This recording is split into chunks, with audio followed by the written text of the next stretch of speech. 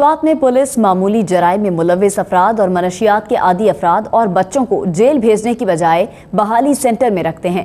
Police افسران، علما اور ماہر نفسیات ان افراد کی تربیت کرتے ہیں۔ شیرین زادہ کی رپورٹ۔ علاقے کے ایک خدا ترس انسان ریاض حیران نے نوے جون یعنی نئی زندگی نامی ادارے کی بنیاد رکھی۔ اس سنٹر میں اس وقت 30 افراد زیر علاج ہے، جن میں 8 سال سے 12 سال تک کی عمر کے بچے بھی ہیں۔ ان کے لیے اصل یہ ہے کہ میڈیسن میں ان کے لیے کوئی وہ علاج وغیرہ نہیں ہوتا۔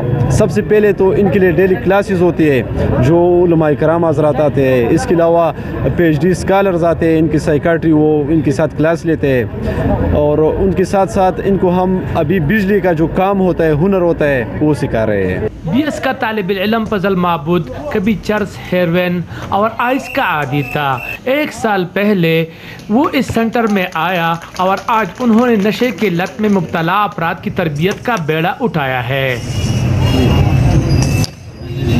اپنے رب سے یہی وعدہ ہے کہ جب تک میرے خون کا ایک ہی قطرہ رہے گا میں نشے کے خلاف جنگ لڑوں گا۔ اس ادارے میں اب تک 150 افراد کی تربیت مکمل ہو چکی ہے اور اب وہ کامیاب زندگی گزار رہے ہیں۔ راہ سے بھٹکنے والے ان افراد کی تربیت نہ صرف حکومت بلکہ معاشرے کے ہر فرد کی بھی ذمہ داری ہے۔ شیرین زادہ، ہم نیوز، منگورا، سوات۔